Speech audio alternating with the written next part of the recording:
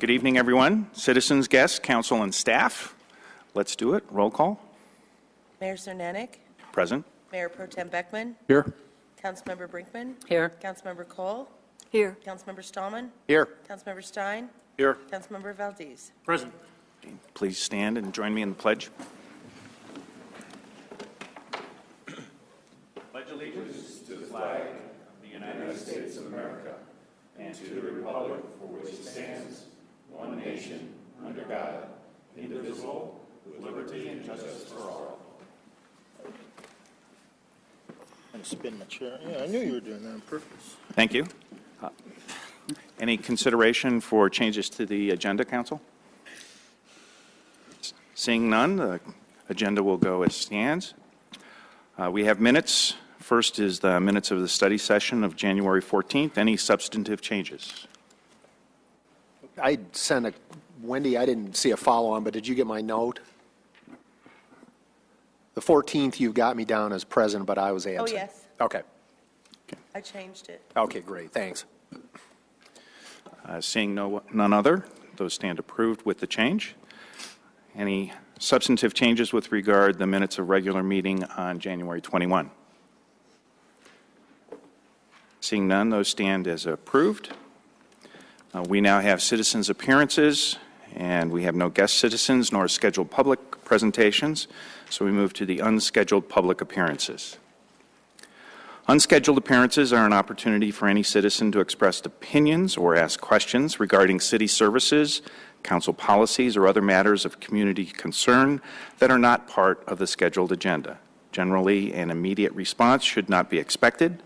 Typically, issues are referred to city staff for follow-up or research and reported back to the council and the individual that initiated the comment or inquiry. If any citizen would like to speak during unscheduled public appearances, please complete a green citizen card located on the table at the entrance to the council chambers, and you can either provide that green card to the city clerk or leave it at the podium. There is a 4-minute time limit for comments. And begin by stating your name and address for the record. Anyone up for public appearance this evening? Frank?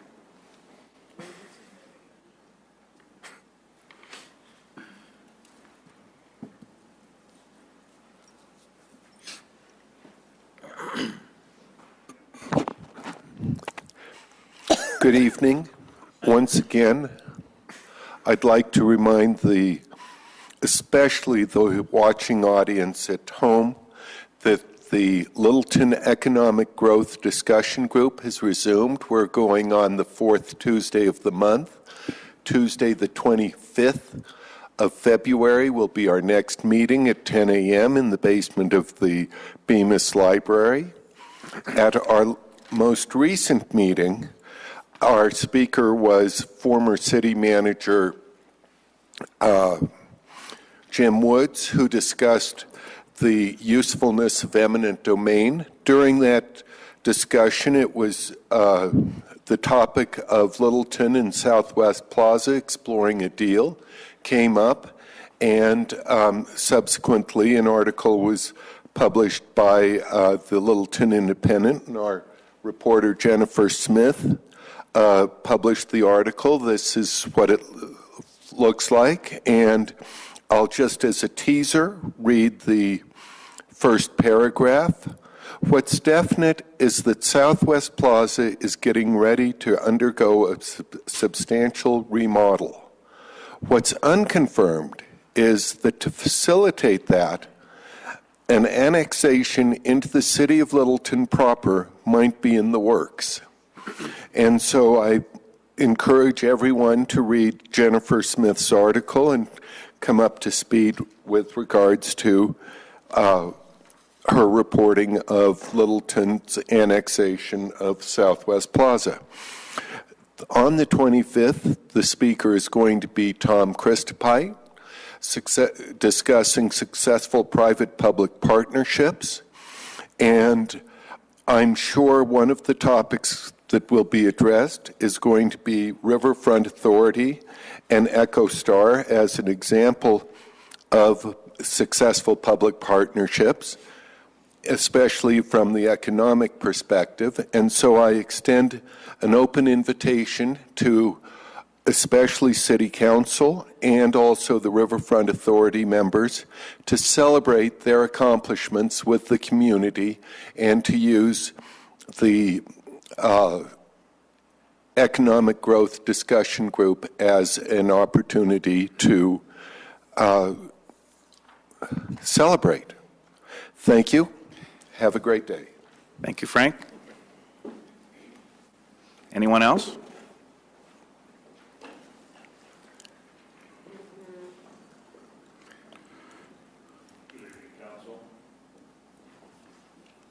John Watson, 4500 West Hinsdale Avenue, Littleton 80128. Good evening, John. Thank you for starting all the council meetings at 6:30. That's an excellent idea. Pull the microphone back, please. I usually talk too loud for this, but I'll take your suggestion. My issues tonight are three. First of all, the flagpole annexation concept that was recently publicized. I don't know why it was leaked or why it was leaked to the authority that was leaked to, but it would seem to be that's poorly considered at this point in time. The citizens have no indication of what's planned for this, and that leads me to my two other topics. I would consider flagpole annexation of commercial property to be beneficial to the city, only in the sense that there were no further redevelopment required, but if we're going to annex an aging shopping center, I presume that that's going to lead us to the subject of incentives. We've had two recent experiences with incentives, and both of those are considered to be less than successes for the citizens that I deal with. We have a staff that negotiates incentive packages, and we feel like we're left out of the discussion. The incentive packages end up in round six-digit numbers that have no basis in economics for the city of Littleton, and that's a concern for me. We don't have any discussion of what those incentive packages would be to go into a declining retail center. If you listen to Howard Schultz of Starbucks, he says Starbucks traffic is down because retail traffic is down at malls. And we're talking about taking over a mall, which leads me to the subject of incentives again.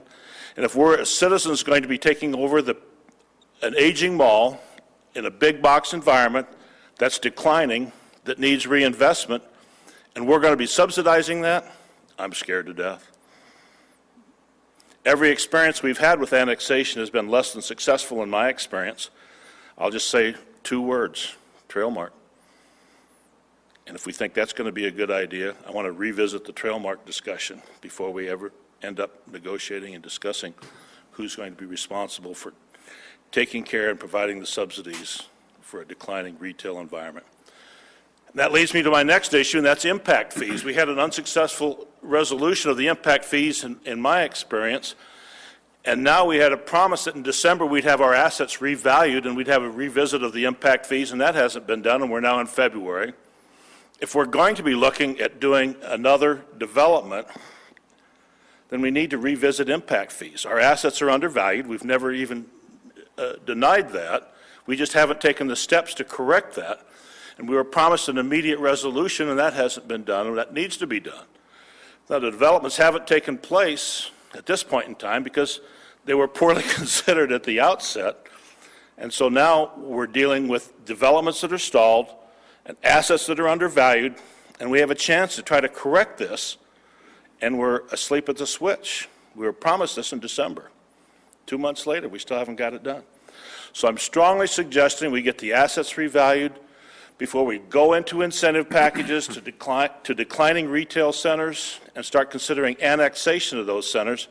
When, as citizens, and I'm a tax-paying citizen, I have several properties in Littleton. I get contacted constantly by other taxpayers that are very concerned that they're going to be subsidizing an aging retail development that needs to be redeveloped. And we're doing that without proper impact fees before we go into it.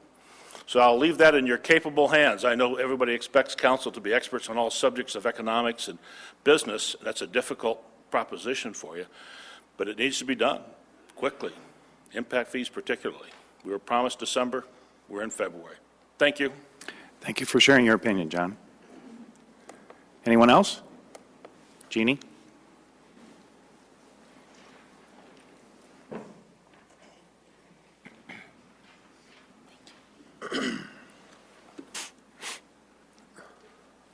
Good evening, Council. My name is Jeannie Erickson. I live at 5567 South King Street, Littleton. I'm in the 1st District. I would like to speak about the property located at the corner of Bellevue and Federal, which is currently called Columbine Square. The developers are referring to this property as Villages of Bellevue. Jeannie, that hasn't come before the planning board, so if you're going to talk too far on that, it would end up being something scheduled for council. So just take that as a consideration. Can I speak to let citizens know what is being proposed for that area at this time? The rezoning hearing on this property. If it's a rezoning hearing that's going to be coming before council, we'd ask that you wait until the public hearing on that to address the council. Okay, thank you. Thank you, Jeannie. Anyone else? Okay. Absent that, we'll move on to the consent agenda. Consent agenda items can be adopted by simple motion. All ordinances must be read by title prior to a vote on the motion. Any consent agenda item may be removed at the request of a council member. Item 6A is a resolution approving an affiliation agreement to permit clinical training through Red Rocks Community College. Item 6B is a resolution approving a memorandum of understanding for regional consolidation between the City of Littleton, Colorado, the Metropolitan Area Communications Center Authority, West Metro Fire Protection District, and TriTech Software Systems. Item 6C is an ordinance on first reading amending City Code Sections 10.3.2 and 10.4.7 and 10.8.2, allowing outdoor storage in the Central Area Multiple Use District, subject to conditional use approval. Pull it. Thank you, Councilmember. Item 6D is resolution authorizing an intergovernmental agreement between the city and the Southeast Metro Stormwater Authority for culvert rehabilitation on South Broadway. I'd like to pull that also. Okay. And item 6E is a resolution approving an intergovernmental agreement between the State of Colorado Department of Transportation for intersection improvements at South Broadway and County Line Road. Looking for a motion? Move to approve consent agenda items A, B, and E. Second. Okay. Motion has been made and seconded. Council, please. Okay. The vote is 7 in favor. The motion carries. Moving back to item 6C, Councilmember Brickman. Yeah, I'm pulling this largely because I'd like to have some additional discussion by council on this. In reading the ordinance on this one, I don't actually think that it solves the problem. And I think if we're going to try to solve this problem, there may be other ways to do it. Two options. One would be to just kill this and let it play out in the courts and see if our current ordinance holds up to litigation. The other would be to revise this to some level. I think that I have two issues with this. One is I think the length of time, the year, and then the opportunity to extend another year, almost indefinitely kicking the can annually down the road. Council changes every 2 years. Planning can change every 1 year. The other concern I have with it is that I think that we're not really creating any criteria for a planning commission to make these decisions. And I'm not comfortable, in fact, asking planning to make these decisions when, in fact, what we can do is make it very clear in a well-written ordinance that what we want the rules and laws to be regarding this. If we have a difficult ordinance on the books right now, then this is an opportunity to clean that up and make it better. while I appreciate the fact that there may be needs occasionally in the downtown area to do some staging for things that are being planned for upcoming events, I also recognize that that doesn't need to be on a long-term basis. And so perhaps if we create a shorter time frame with an opportunity for businesses who have this need to, in an event of some unknown circumstance, ask for an additional extension. I'm thinking more in terms of 15-day permit to do this staging opportunity, storage thing for an event, which would then be put through our event process. And then if something should come up, a vendor is slow delivering something, there needs to be an extension, we offer an additional 15-day extension.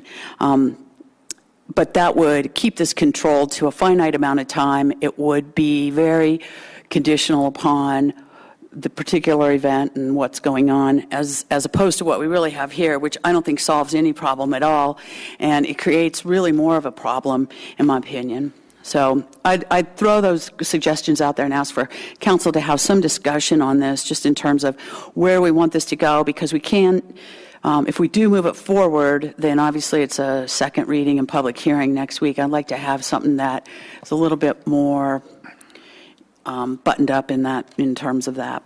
Okay. Additional discussion? Councilmember Beckman?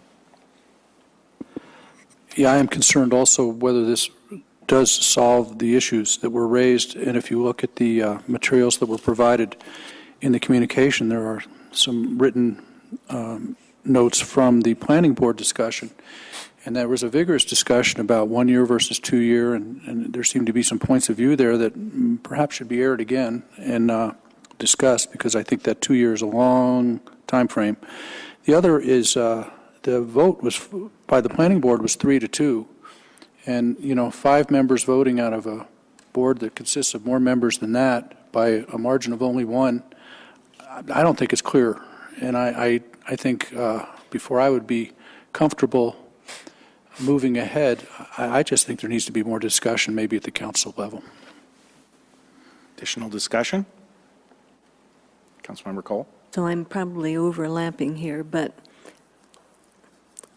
I have a concern for open storage, visible storage downtown. We are trying to attract people with money to live downtown, with money to spend, discretionary spending. We would like lots of discretionary spending downtown.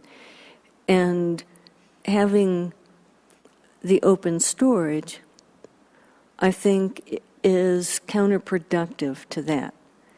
I don't know how many people might approach downtown from one direction or another, but I don't think this is the way to go. I also think if the logic is, well, maybe we've got so many events that, as I think the communication said, it's almost like it's a whole year of events nonstop. Well, it's not quite that. But that same logic, and this probably sounds a little silly, but that same logic would apply to people every week having their garbage picked up. Since it has to get picked up every week, which is a lot more often than events downtown, why don't we just let people have their garbage cans sit out for everybody to see all the time? It's a curb appeal. It's a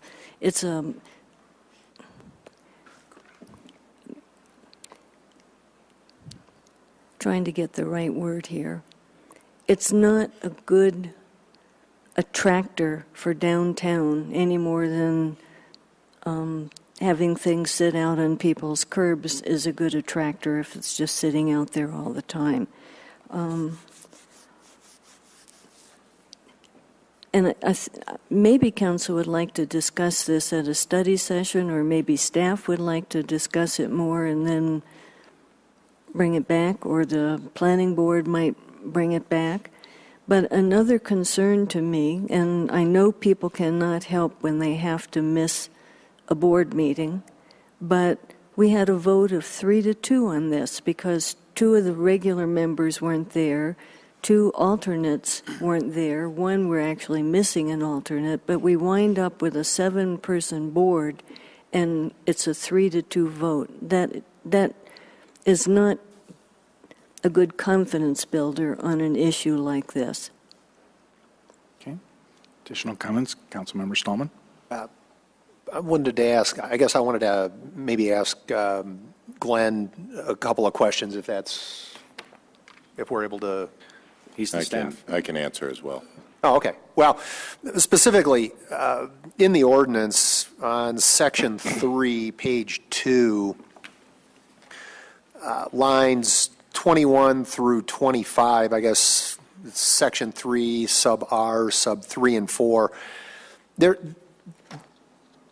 the verbiage in there talks about an applicant shall provide a plan indicating what items will be stored, times of storage, and how negative impacts on adjoining property will be minimized.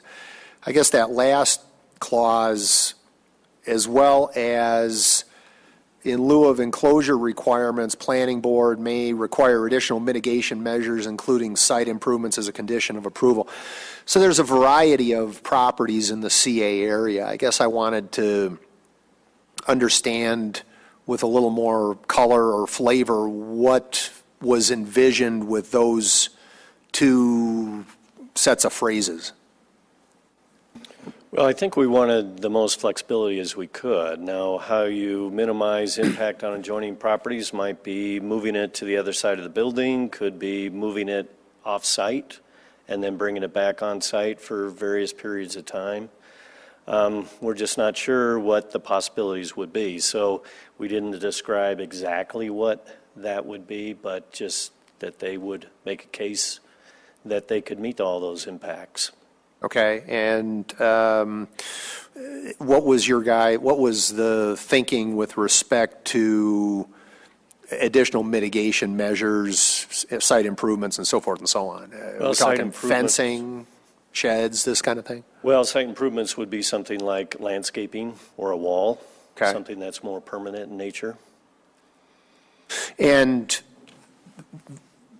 say for the sake of an argument that this were enacted with these clauses in place and say, what is the process then? So if somebody comes in for some sort of conditional use permit and does something and isn't, quote unquote, able to minimize the impact or doesn't take the mitigation measures, then what? Well, for instance, so the process would be we'd post the site, giving everybody an idea that the conditional use is occurring 15 days prior to the planning board hearing. So the applicant says, well, I'm not going to do anything to mitigate impacts on my neighbor. And the neighbor's there and says, but I want a 6-foot wall. I guess we'll give the planning commission an opportunity to say it shall be a 6-foot wall. Okay. Now, if the applicant then doesn't feel that's fair, he has the opportunity to appeal it to the city council. Okay. That would be the process. And hypothetically, if council doesn't grant him satisfaction, what then? Then in order to do that conditional use, to do that outside storage, he would have to meet the conditions as approved by the planning board. Okay, but if those conditions aren't met, I guess what I'm asking is, okay, how does something get met, resolved? Then he doesn't do the use, or he does it illegally, and then we're into a court situation, assigning him into court and basically giving him a desist order from the use. And that'd be the same as any other quote-unquote code violation? Right. Okay, I'm with you. Okay, thank you. Councilmember Stein? Barely related question. Glenn, I don't know if this is better for you or Michael, but it's my understanding that the city also has some kind of storage facility. I remember either speaking with someone or reading about that, where the city has offered under certain conditions and with waivers and the appropriate insurance provisions that some people could avail itself of the city. Could you? There's one property in particular that initiated this ordinance proposed in front of you this evening. On that property are a variety of things that are stored, one of which are trailers that we believe, because we haven't, I believe, confirmed it, are owned by the Downtown Merchants Association, the nonprofit entity itself. Those trailers, 2 or 3 of them, I believe, fall into that category.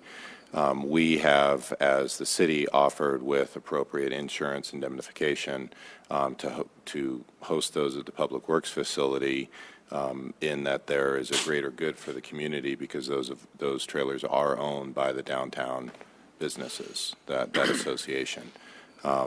Those are not being stored there. We do not have that documentation, so they are part of the current concern that we have with the property in question. But that is at least, that takes care of 1/3 of some of the concerns that are out there. And even that is questionable in terms of the responsibility, but we just felt in partnership with the downtown that that's something that we could do. Well, thank you. I mean, it seems like at least the city is offering an alternative that would not force someone to have to go through this process. And from what I'm hearing from the rest of the councilors is that each of us is a little uncomfortable with perhaps some of the language or even some of the conceptual nature of this ordinance. But my understanding is that what we've got now is even more flexible and perhaps more subject to litigation. And I would be reluctant. Well, I would highly encourage us to try to come up with something that's better than what we've got now, rather than just, as I've heard before, kick the can down the road. One of those options could be that we, as a council, might choose to oversee enforcement rather than turning this over to planning board.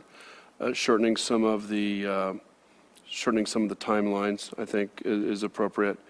And I guess I would encourage us to continue this discussion either in a further session, or it strikes me that our agenda is not too cumbersome tonight. We might see if we could come up with a couple of creative ideas to try to see if we can resolve this and get it going. Councilmember Valdez.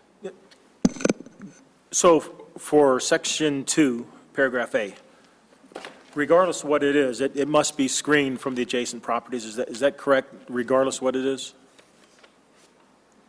From ground level?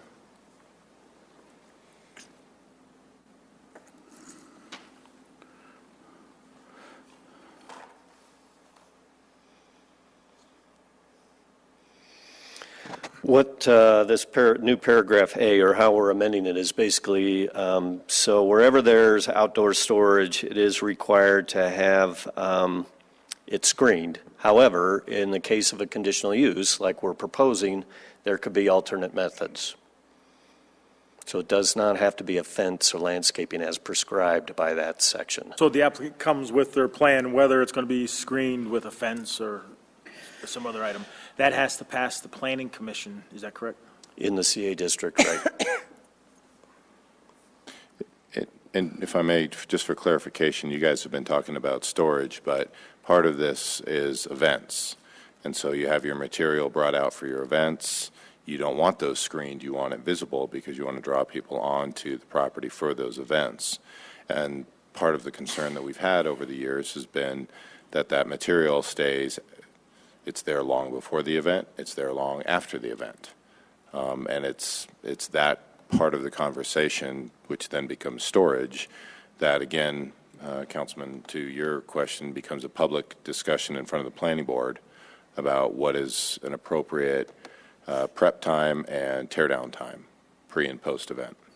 I would sure have no problem with continuing this and discussing it at a later date with more detail and more thought into it. So what I'm hearing, and council on this, is sentiment is refer back to staff, taking a look at tighter timeframes, possibly, other considerations as to marketing and promotion, and other items with regard criteria, and possibly within that package include an outline of the process that would be followed so that it is clear. Yes. I would add that I would be interested in removing this from an obligation of the Planning Commission, and that it be drafted so that it can be enforced by staff in terms of granting permits for this, and then violation of those permits can be enforced by our law enforcement or code. Okay. Enough direction? I'm sorry? enough direction? Yes, but if you could have a motion to kill it, that would be great, since it's on for first reading. I'll make a motion to kill it. I'll be A more motion made and articulate in the seconded future. with regard to item 6A. Council ready to, 6C. excuse me, 6C? D, which Boy. is it, remember? 6C. Seconded that, I'm sorry. Okay. Thank you. Oh, who did? Okay, and this removes it from consideration for this evening. Kills it, Phil, come on. Randy, vote. The vote is 7 in favor, the motion carries. Thank you, Council. Now moving to item 6D. Councilmember Stallman? Yeah, very quickly and simply, in 6D, there were several references to the city's maximum contribution of $30,166. But there was a reference, and I'd have called, I just didn't get a chance to do it earlier today, so I had noted a reference in here on page 3 of the IGA, where it talked about the cities. It's in section 3B, 1, 2, 3, 4, 5, 6, about 7 lines down, where it says the city's estimated share of the project cost given in this agreement is $31,053 and some change. I assume the 31,000 number is a bad number, but I just, if it is, we just need to, I guess, change it to the other number so it's consistent.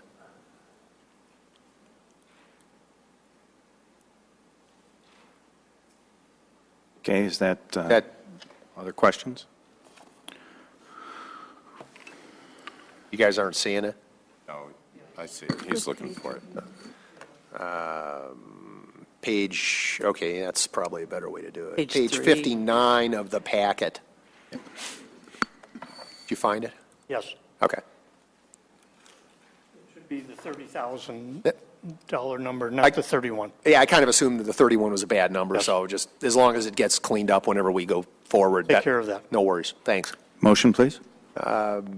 Approve agenda item 6D with the change noted in the resolution, in the IGA section 3 sub B. Second. Thank you. And just to state it, this is a resolution authorizing the intergovernmental agreement regarding construction funding of the South Broadway at Little Creek's culvert rehabilitation. Motion is to approve that with the stipulated maximum contribution of $30,166.50. Council ready to vote?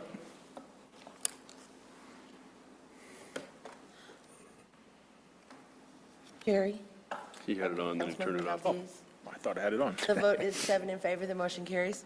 Come on, I'm not looking at the lights well, so sorry about that, team. I thought I had it on. I was wrong initially, so. Okay.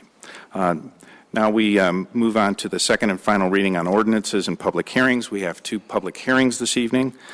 First up is item 7A, an ordinance on second reading, repealing and replacing Chapter 10 of Title 6 of the City Code pertaining to the Colorado Clean Indoor Air Act. Council, any questions or discussion?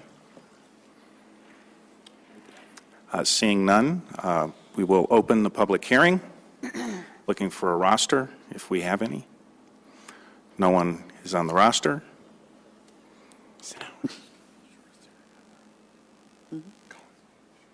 We'll close the public hearing.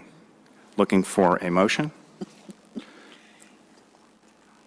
I make a motion to approve. Second.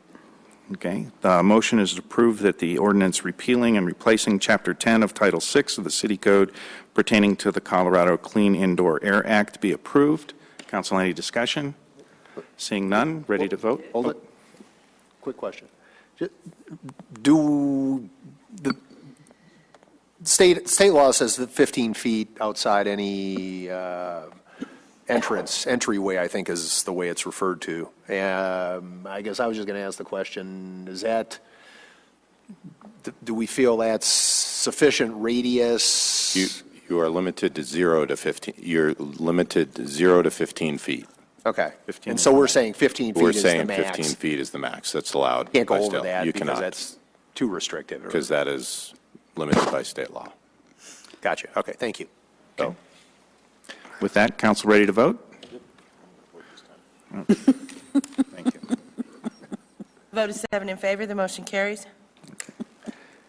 Now we move on to item 7B, which is an ordinance on second reading conveying by quick claim deed the city's interest in storm sewer easements to the private property owner. Council, any questions?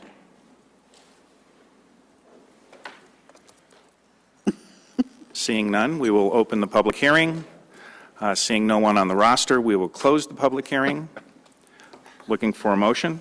I'll move that the ordinance authorizing conveyance by the city of Littleton of its interest in storm sewer easements in Block 3, Broadmoor 6th filing be approved. Second. Thank you. Council, any discussion? And I will just add that this is near the boat park that's there, and it's basically the storm water that flows under Broadway at that location by Stern Parkway. Council ready to vote? No, it's the King Soopers Oh, one. excuse me. This is the easement at King Soopers. That's right. Sorry about that. Okay. Council, any questions? Looking for a vote? The vote is 7 in favor, the motion carries. Getting her done. Council, we have no general business, but we will move to comments and reports. First up is City Manager and staff. Mayor, I'm actually going to turn it over to Wendy to give council an update on our schedule adjustment for the shopping cart relative to King Soopers, and then give you an update on the board and commission interview process for next week. Okay, the omnibus and shopping cart provides rides 3 times per day, Monday through Saturday to King Soopers South and Safeway, and then Monday through Friday to Walmart Market. We also go to Kmart. I noticed that it said on some flyer that I saw that we should go to Kmart. They don't have groceries, for one, and we go there twice a month anyway. We also pick up at all of these locations: Allison Court, Amity Plaza, Bradley House, Geneva Village, South View Apartments, Datura, and South View Apartments, Windermere, and Woolhurst Adult Community. The drivers were handing out flyers at King Soopers on Thursday and Friday, letting shoppers know that we have adjusted our schedule. We've also, the omnibus, which is the on-demand service, we are going to be picking up passengers at the Wells Fargo at 5601 South Broadway on Wednesdays at 9 a.m. and returning them to the bank at 11 a.m., and pick up passengers on Fridays at noon and return them to the bank at 2 o'clock. This is all on the website. We put all this information on the website. We've also posted it here at the Littleton Center, at the library, and at the courthouse. And Question, did you add anything on the other side of Littleton Boulevard, to the south side? Wells Fargo is on the north side of Littleton Boulevard, right? well, we just picked that because the parking lot is going to be, for King Soopers, is going to be Right, but there's a number of off. apartments over there on the south side is what I was wondering. So we just picked a centrally located place that was near the Could you King consider Soopers. adding one to the south side, a pickup, No, we drop-off? did not. Could you Yes, consider we that? could. Thank you. Wendy, it might, I don't know, what time of days did you say you were doing this? We added for the omnibus, we'll be doing them on Wednesdays from 9 to 11. Well, 9 is pickup, drop-off is at 11. And on Fridays from noon to 2. Okay. I was thinking something like East Elementary, but obviously the parking there is going to be pretty crowded. So, just, Well, we were trying to pick a location that was close to the King Soopers. no, that's what I was thinking of. Because everybody says that, you know, they go to that King Soopers, and so we're trying to make it available to those people who, And I agree with you, but to Councilmember Valdez's point, I think you're going to get a lot of folks who maybe don't want to walk across Littleton Boulevard if they live One thing on I'd ask is, rather than we design by committee, that, I mean, part of what Wendy is doing is we want to try and see, we're going to be tracking numbers to see if people are even utilizing the additional hours. And if we need to amend location and pickup times or look at additional vehicles, that kind of thing, because we don't know what the demand really will be, how many people are going to find other alternatives, take the bus, et cetera. So we're certainly cognizant of it. As part of what I wanted to convey is we're responsive, and if something happens that we need additional resources, we'll come let you know. Sure. No, that's great. Well, one of the thoughts I have, though, is on the south side of Littleton Boulevard, many of our pickups are where the Littleton Housing Authority have properties. We pick up their residents, and perhaps we could use the Littleton Housing Authority's parking lot area You can. for consideration. Anybody can go to those houses, those housing I'm authority. talking about their office No, building. he's talking about their admin. Oh, their office. Over there, Okay. yeah. I mean, we stop, we are very generous to be picking up their residents, and I don't believe they're paying fees or additional contributions. Yet it's almost like a bus service that we seem to have designed around those locations. So I do really think that we need to have something nearer King Soopers so that people don't have to carry their groceries across King Soopers in their plastic bags. Okay. That's Councilman Stallman for that. Look at him, too. I don't think anybody does anybody still use plastic bags? And the government didn't make them not do it. Thank you, council members, on that. Wendy, thank you for the expanded services for that. And I'll mention to Paul in the audience, if you can provide folks that may not know how to find the website, to let them know via your email communication, and that would be appreciated as well.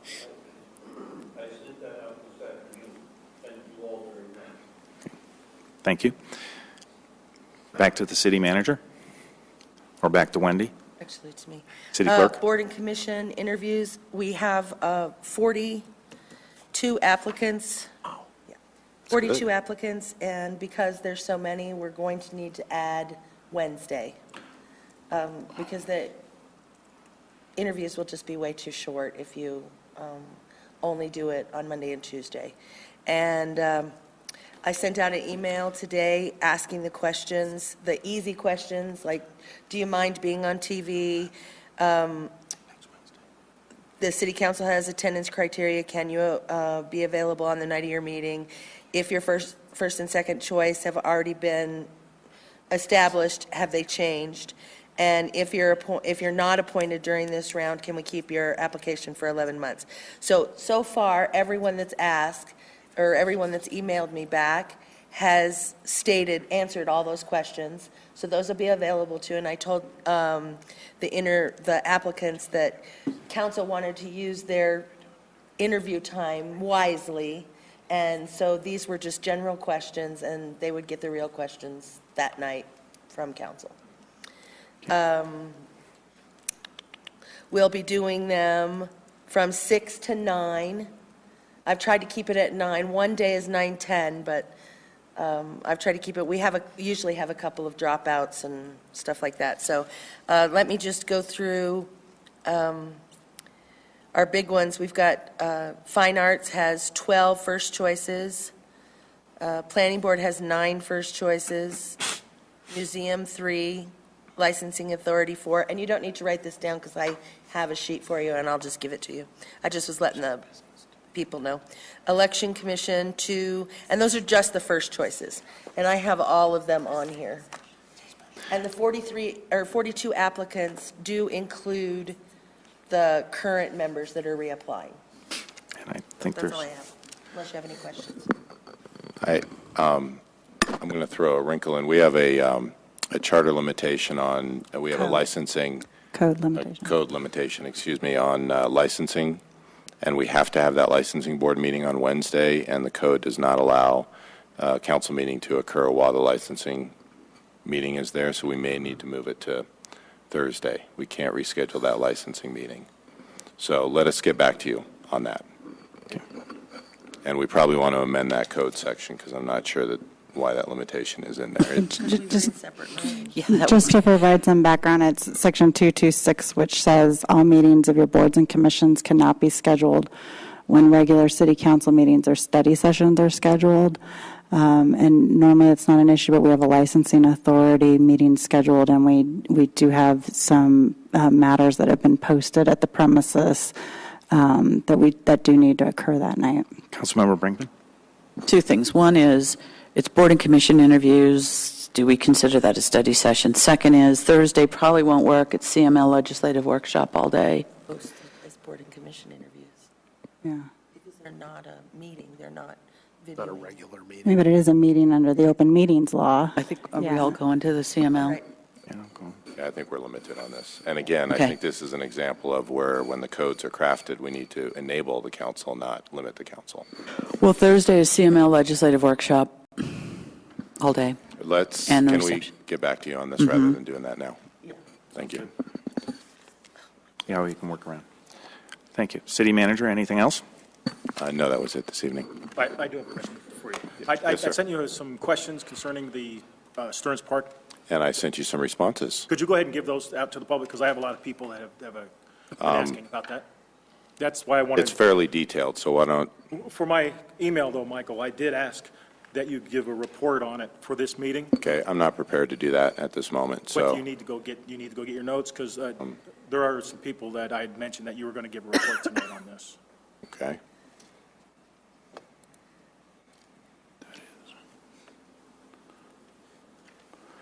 And with Charlie here, perhaps he can, I have the questions, perhaps he can go ahead and address it.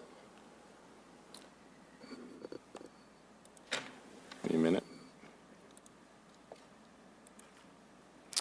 On Stearns Park? Correct. Yeah, to the south, All predominantly. right, I'll just read you my email. How about that? That'll work, yeah, if that works. On January 10th, we hand-delivered a letter to all the neighbors in the immediate project area. We received favorable comments from the residents about the letter and our communication process to the neighbors. We've also received several emails about the project, many of them non-Stern Parkway residents. You asked about contract period of performance to date. The original contract deadline was November 30th. However, added weather days and contract extensions due to change orders, the revised contract date was mid-January. We anticipate substantial completion at the end of February, which of course is very much weather dependent. The current weather for this week obviously can affect that project. You asked about responsible party for communicating with affected and surrounding neighborhood. The project is being managed by Urban Drainage and Flood Control, as well as us. We're partnering with them. We have taken the lead to provide information to the neighbors when we jointly first proposed this project. There were 2 neighborhood meetings. There was one in midsummer to show the final plans to the immediate neighborhood, and again 3 hand-delivered notices or letters to the immediate neighbors. The final paving and landscaping won't be completed until the weather conditions improve in the spring. And then you asked specifically about the south side of the park. There's still some work to be done on the south side of Lake Avenue at Stern Park, and this will be totally cleaned up and repaired to the standards of South Suburban. And then we are committed to the landscape restoration and paving before the project is complete and that final payment is made. Great, and I think you did address all my questions. I appreciate that very much. You're very welcome. My concern is that, this thing's been extended 3 months, and it's the roads over there are a mess. When I've gone over there, there is little activity going on over there. The project has been extended 3 months. Well, and it's being managed by Urban Drainage, as I stated, and so we can follow up with them Well, and find out. Again, the other day when I was over there, beautiful weather, and there were a few guys out there, and they were maybe pouring some concrete. There's a whole lot of other areas of activity that they could be working on over there. Cool. So I would like someone to put a little heat under those guys, get the job done. It is an inconvenience to the residents over there. Not just having to drive around different areas, but if you could put some. We will certainly do that. I Absolutely. appreciate it, and thank you for that information. You bet. All right. Thank you. Councilmember Cole? Yes, I have a request, if council would support it, for our printed agenda, our published agenda. Since we do occasionally have, now can you hear me? Mm-hmm. Since we occasionally have people come, as we did tonight, to speak to something that we expect to come in the not too distant future for a public hearing, could we include something, some verbiage to that effect on the directions for the statement, saying if you have, well, statements shouldn't include things of that sort? I think I'd prefer, again, to leave it to, because had the public comment been about wanting to say something not about the specific project, but come to the public hearing or make sure you talk to your neighbors or something like that, I don't think we want to imply that you can't come down because there's a pending action before it. Because I think the nuance becomes something that the mayor can manage more than trying to do it in writing. It seems to me, though, there might be some kind of statement that is somewhat focused, so people wouldn't come and want to be saying some of those things. Oh, if you Because, guys are okay, I somebody, can work with the mayor and add it to the preamble that we have. I mean, if we can. If we can't, we can't. But just seems a friendly thing to do so somebody doesn't come down and discover they really can't speak tonight. Okay, great, sounds good. And then a question on something else that someone asked about. So are we still expecting the SIRSA reevaluation in March? We absolutely are, yeah. And it was started in December as we communicated to you, and it's in process. Okay, thank you. You're welcome. Okay. Councilmember Stallman? Well, I just wanted to respond to what she was saying. Go ahead. Councilmember Coy, I guess I have a question about that because, to the best of my knowledge, what Jeannie was here to talk about was for an application that has neither been submitted to the planning board nor to us, and I'm not trying to be glib about this, but it would seem to me to be rather nonsensical to have a statement on a public document that tries to anticipate the myriad of things about which we don't yet know about and therefore we can't talk about. It would be an infinite number of things. It seems to me that our residents are pretty well informed. In this particular case, there's clearly been some buzz amongst her circle about something, but neither the planning board nor we have any ability to discuss that. And it seems to me that if we have some admonition about don't talk about stuff that nobody knows what to talk about, that I just think we're going to really get wrapped around the ankles with that. My comment was a larger one. We have had, maybe before you were elected, we have had people come who wanted to speak on something that we knew was coming for a public hearing. And then we had to tell them that, they would have to wait to that time. So what happened tonight merely triggered my thought that a comment along that line would be helpful, not particularly just for Jeannie's situation, but the larger issue, because that's what we do tell them when we know it's coming. So, thank you. Councilmember Stallman? Thank you. On the 27th of January, I attended the Littleton Fire Protection District Board meeting. Just some interesting pieces of information that came out of that meeting with respect to one of our partners in the fire partner contracts. They're noodling on the possibility of a mill levy increase, and they're debating when to go to the voters, if they choose to go to the voters at all. So they're considering the timing of this. They still have an interest in continuing to pay for new equipment with cash versus financing, whereas we've traditionally leased that equipment, the new pumpers and so forth and so on. Chief Armstrong gave a nice report in terms of looking at a range of operational issues, including overtime, which has been a big concern, training, equipment maintenance, among others. He discussed the concept of what's being referred to as transitional response vehicles with non-transport capabilities, staff potentially with physician assistants, aimed at different a somewhat different caseload. For example, these are the types of individuals that maybe have some degree of level of frequency at the hospital, and the question is if you can get to them before they become acute, then maybe a hospital visit can be mitigated, which is an expensive proposition. Focus for the chief continues to be on response time, performances per the contract. They're looking at various billing alternatives with respect to EMS billing and the Intermedics software or system in terms of figuring out how to bill for these non-ALS traditional transitional response vehicle services if they end up being provided. So just a lot of fodder there. Certainly, without going deeper on it, might be worth having the chief come in once he's got a little more water under the bridge and is up to speed in terms of a study session. So that's all I've got. Thank you. Councilmember Valdez. And again, thank you for the update on the Stearns Park. Though, if you will also add to that for the contractor to perhaps communicate a little more frequently. I realize it's only what the end of the month is supposed to be. If they have any additional information, if they could communicate with them, because that's the other thing I'm getting is they're just not happening. Cool. Thank you very much. That's it. Okay. Councilmember Brinkman.